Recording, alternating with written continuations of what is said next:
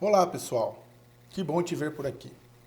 Você tem me acompanhado nas redes sociais há algum tempo. Sabe que falamos aqui sobre proteção patrimonial da família, sobre herança, sobre inventário, sobre direitos societários, sociedades empresárias e não empresárias, enfim, todos os temas ligados à família brasileira, ao seu patrimônio e ao empresário. Se você gosta desse tema, das informações que eu venho lhe passando, considere se inscrever aqui no meu canal e nas minhas redes sociais. Isso me fortalece, me permite continuar levando conteúdo para você de forma gratuita, sempre com credibilidade e segurança. A sua participação aqui nas minhas redes sociais é o meu combustível. Eu sou Fábio Fernandes Leonardo, sou sócio fundador da Campos e Fernandes Sociedade de Advogados há 16 anos. E hoje o tema que nós vamos tratar é sobre o empresário, a família e seus bens. Segundo o IBGE, 90% das empresas no Brasil são formadas por pessoas da mesma família. 70% dessas empresas não conseguem transmitir o seu patrimônio ou a continuidade dos seus negócios para a primeira geração. Se desfazem. 95% dessas empresas não chegam na segunda geração, ou seja, nos netos. Mas por que isso acontece, Fábio? A resposta é simples. Isso acontece por ausência do que chamamos de governança familiar, de organização. Pois onde existe amor, dinheiro, poder e sem governança, sempre vai imperar o conflito. Vamos falar aqui de casos reais, do cotidiano que eu vivo aqui no meu escritório. Sobre a teoria, você tem diversos vídeos aí nos meus canais e sabe muito bem como funciona. Veja bem um caso. O pai empresário, você empresário, ou empresária, construiu ao longo de muitos anos uma indústria de alimentos, começando um pequeno negócio há mais de 35 anos, que hoje se transformou em uma grande empresa na área de alimentos aqui no Brasil. Você se casou também há 30 anos, teve 3 filhos, que hoje já são maior de idade. Quando você se casou, optou pelo regime de comunhão universal de bens, ou seja, todo o seu patrimônio, constituído por você e por sua esposa, serão partilhados na proporção de 50% para cada um quando da solução desse casamento. Você já imaginou que a sua esposa, você que é empresário, ou você que é empresário, seu marido, pode estar exausto de tantas noites sem você, por tantas vezes que você perdeu as participações de seus filhos na escola, tudo em razão do seu negócio, buscando o conforto financeiro da família? Você e sua esposa têm o direito de seguir a vida sozinho. E é obrigado a viver com ninguém eternamente. O divórcio é algo presente hoje nas famílias do Brasil. E será que o empresário, você, empresária de sucesso, mesmo um pequeno empresário, está preparado para o divórcio? Como ficará a empresa que vocês construíram junto ao longo desses 35 anos, caso ela venha a ser, as suas cotas sejam dissolvidas na proporção de 50% para cada um dos cônjuges? Todo o patrimônio que vocês conseguiram ao longo desses anos, caso ele seja partido em 50% para cada um, como seria a sua vida daqui para frente? Você não acha que seria justo e razoável que todo casal tivesse um pacto familiar? Claro, objetivo, traçando todas as regras, caso isso venha a acontecer? Caso haja uma dissolução do casamento? Como ficariam os bens? Quem cuidaria de cada patrimônio? Como isso seria perpetuado? Como ficaria a questão dos filhos? Se os filhos participariam desses bens ou não em um divórcio? Se esses filhos continuarão com o pai ou com a mãe? Qual seria o futuro de cada um? Isso é o que nós chamamos de pacto familiar. Isso existe sim. E é feito exatamente quando as pessoas estão de bem com a vida. Elas estão se amando, quando elas estão amistosamente convivendo. Não se dá para fazer um pacto em um divórcio. Quando há um divórcio, significa que algo já se acabou, ou acabou o amor, ou acabou a confiança, ou algo não existe mais entre o casal. Então, nesse momento, não é o adequado para se discutir bens, família e relação. Não se constrói nada dentro de um divórcio litigioso, que muitas vezes é acompanhado de mágoas, desavenças e até mesmo traição. Isso seria aqui no meu escritório um dos pilares do meu trabalho, que nada mais é do que a organização e a segurança familiar e patrimonial para a perpetuação desse patrimônio, sem muito esforço e sem muita dedicação. Isso seria um dos pilares do trabalho aqui no meu escritório. Nada mais é do que uma segurança familiar, uma governança familiar que garantirá que esse patrimônio se perpetue de forma tranquila, eficaz e sem degradação ao longo do tempo. Nesse meu caso, vamos esquecer o divórcio. Vamos imaginar que os 3 filhos que você que está aí me assistindo, num caso hipotético, tem com sua esposa. Um deles é administrador de empresa, está com você há mais de 16 anos, fez curso internacional e toca o negócio junto contigo. Esse seu filho ajudou você a multiplicar os negócios ao longo dos anos. Os estudos, a sua competência, trouxe para a empresa grandes vantagens. O outro filho é um grande médico, não quis administrar empresas, não quis ficar no ramo alimentício junto com os pais, no exemplo hipotético que eu mencionei. Ele é um grande cirurgião, uma pessoa de bom patrimônio, respeitadíssimo na profissão que atua. O terceiro filho, o mais novo, é também o mais rebelde, aquele que é amado e ao mesmo tempo motivo de preocupação pelos pais. É nele que reside a maior preocupação da família. Como será o futuro desse seu filho, que vamos chamar aqui de inato para o negócio, caso você venha a falecer amanhã? Você tem um filho médico, outro empresário e um filho que não tem aptidão para o negócio. Todo o patrimônio da sua família será partilhado, nesse caso hipotético, entre os 3 filhos, de forma igualitária, 33% para cada um, com poderes de gestão e mando de forma igualitária. Vamos partir do filho médico. Será que esse médico, mesmo com toda a sua inteligência e capacidade na área da medicina, está preparado para ser empresário, para tocar uma grande empresa? Certamente a sua respectiva esposa e os seus filhos dirão que sim. Vão dizer assim para ele: olha pai, o senhor faz plantões de 24 horas de forma exaustiva, trabalhou tanto para construir tudo isso que nós temos. O avô, o vovô e a vovó faleceram. Por que o senhor não vai trabalhar na empresa junto com o pai? Trabalha menos, junto com o seu irmão, melhor dizendo, você vai trabalhar menos e poderá ficar um pouco mais com a gente. O médico vai pensar, será que realmente ele tem esse preparo? Será que o médico vai aceitar esse desafio? E se ele não aceitar, será que ele poderá nomear um dos seus filhos? Olha filho, o pai não quer ir como médico, mas você está estudando, vai lá trabalhar com seu tio. Você acha que isso vai dar certo? Você acha que o outro ser humano que nunca operou um negócio que dura 30 anos terá sucesso inesperadamente? Que esse médico se submeterá às decisões de seu irmão? Pior que isso, imagina o filho inato para o negócio, esse que nunca trabalhou, que era a maior preocupação dos pais. A partir de agora, ele terá 33% da empresa. Ele terá decisão e poder de mando sobre todo o patrimônio, sobre o império que o pai deixou. Como você acha que esses 3 irmãos vão continuar o negócio do pai? Quanto tempo você acha que essa empresa vai durar? Quantos meses ou anos? Aqui reside a resposta para a primeira colocação no início da nossa conversa, onde o IBGE constatou que 90% das empresas familiares não passam para a primeira geração. Exatamente por isso. Veja que eu nem estou colocando aqui nesse exemplo genros, noras, sogro, sogra e demais familiares que, no cotidiano, acabam incentivando as grandes brigas familiares, exatamente por poder e dinheiro. Lembre-se mais uma vez, amor, dinheiro, poder, sem organização é inegavelmente igual a conflito. Mas como evitar tudo isso, Fábio? É possível? E a resposta é sim. Além disso, a possibilidade de evitar isso com muita segurança. Fazer com que esses bens, esse negócio, cheguem aos bisnetos do fundador, aos seus trisnetos e o patrimônio seja perpetuado.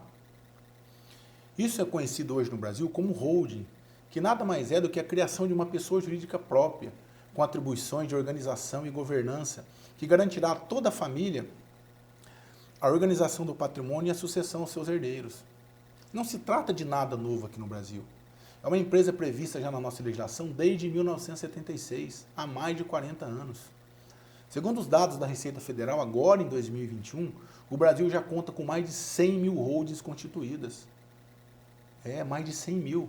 São as pessoas organizando o seu patrimônio e fazendo com que ele chegue às gerações, através de um mecanismo legal e totalmente permitido pela legislação. E essa governança familiar, que eu dei um exemplo aqui de uma mega indústria ou de uma indústria, não se aplica apenas a pessoas que têm um patrimônio excessivo.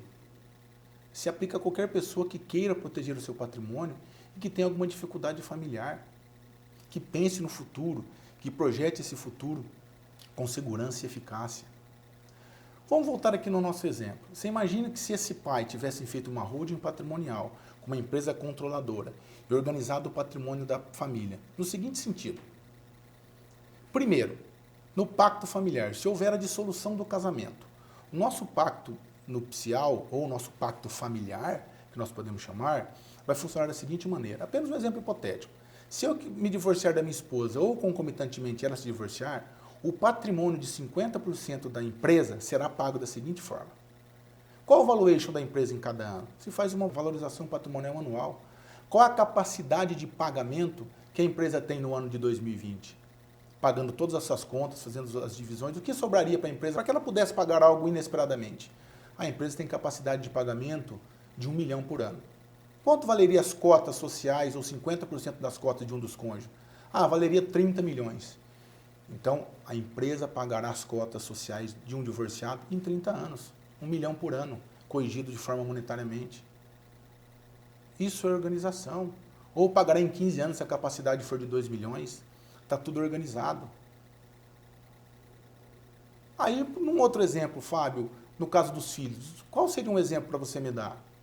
Vejam bem, no mesmo caso hipotético, se o pai tivesse feito uma holding, uma empresa controladora e dissesse assim nessa empresa, olha, o patrimônio todo é dos meus filhos, 33% para cada um. Entretanto, o filho que é médico e o filho que não tem aptidão para o negócio, o mais novo, não farão parte da administração da empresa. Eles simplesmente terão um prolabore mensal de X% e uma retirada de lucro, não de 33% ao final do exercício, mas sim de 20%.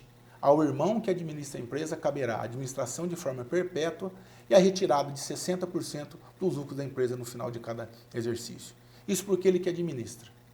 Os dois irmãos que estão fora do negócio somente entrarão no negócio caso provem que esse irmão administrador agiu de má fé, que está prejudicando o interesse deles. Isso só de forma judicial, com decisão judicial. Então esse irmão que já opera o negócio continuará no exercício de sua conduta. Os demais irmãos poderão sim fazer parte de um conselho de administração criado em um acordo de acionista, por exemplo, mas não ter administração, não dar ordem na empresa, não gerir os negócios.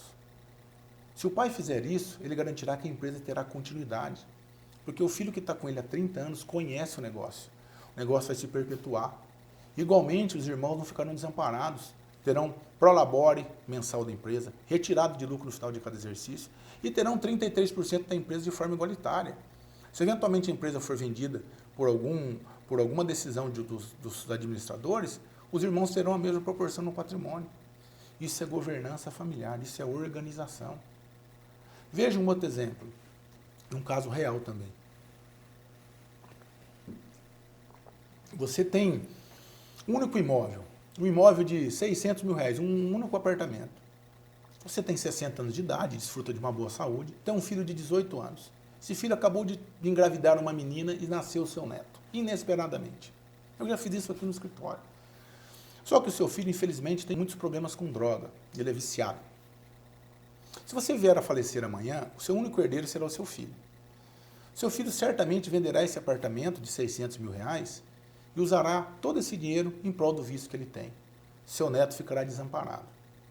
Nesse caso, nós fizemos uma holding patrimonial para esse senhor, ele era viúvo, trouxemos esse único imóvel para dentro dessa holding, transformamos em cotas sociais, doamos as cotas sociais com a anuência desse filho dele diretamente para o neto, que é menor de idade, ainda tem 1 ano, e usufruto vitalício de forma concorrente. Primeiro usufruto em prol do pai, o doador, e o segundo usufruto em prol do seu filho, do pai dessa criança.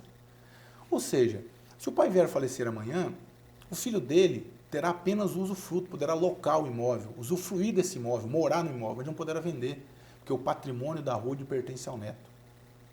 Fábio, mas por que você não fez uma doação direta para o neto ainda? Porque você já viu aqui comigo no canal que a doação é algo irreversível. Esse doador tem ainda 60 anos, ele pode viver mais 20 ou 30 anos. Se por qualquer infortúnio da vida ele precisa vender esse apartamento, ele precisa se desfazer desse bem, se ele tivesse doado a um menor, que seria o neto, ele não conseguiria mais fazer essa doação. A doação é irreversível. Já as cotas sociais, não. Com as cláusulas protetivas que a gente impõe dentro de um planejamento patrimonial, essa doação ela pode ser a qualquer momento revista pelo doador, retomado o patrimônio, vendido, feito o que ele bem entender. Então é nesse sentido que eu quero demonstrar para você a eficiência que se tem uma holding patrimonial, um planejamento patrimonial, pensar no futuro. pensar na propagação dos seus bens, pensar nos infortúnios que a vida nos propicia. Veja, você está aí com patrimônio na pessoa física, trabalhou muito tempo, sofreu um acidente de trânsito, colidiu com um Porsche que vale R$1 milhão, o seu seguro só paga R$100 mil. A seguradora vai pagar o Porsche e vai entrar com uma ação regressiva de R$800 mil contra você. E quem vai responder por esses 800 mil? O seu patrimônio na pessoa física. Uma ação trabalhista da sua funcionária, que trabalha com você no dia a dia, levou um tombo, bateu a cabeça, sofreu um acidente de trabalho, tem filhos menores para cuidar. Quem vai responder por isso? O seu patrimônio na pessoa física. Se o seu patrimônio tivesse numa holding previamente constituída, seria inatingível nessas duas questões. Você tem uma empresa de ônibus, uma atividade de risco, você é médico. Imagine na sua atividade de risco no cotidiano, você se deu mal dos negócios. Quem vai responder pelas suas dívidas, tanto na sua empresa como no seu negócio? O seu patrimônio na pessoa física. Se você tiver bens, você vai perder. Dentro de uma holding patrimonial, já com todo o planejamento patrimonial feito, toda a parte sucessória realizada, isso não vai acontecer.